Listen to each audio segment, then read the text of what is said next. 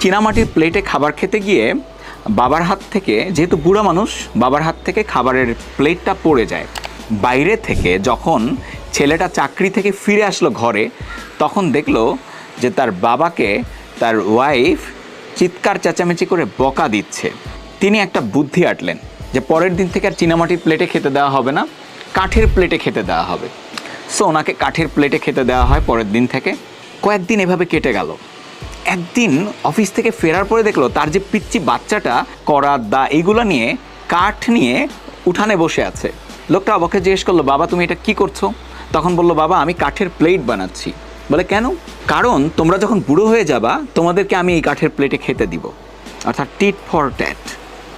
মনে রাখবেন, আপনি আপনার সন্তানকে ভালোবাসেন না? যাদের ছেলে মেয়ে আছে আমি তাদের বলছি, সাধারণত বিয়ে করার পরে, সন্ততি হওয়ার পরে মা বাবার সাথে রিলেশনটা অনেক দূরত্বে চলে যায়। ম্যাক্সিমাম ক্ষেত্রে এটা দেখা যায়। তখন মা বাবার আপন থাকে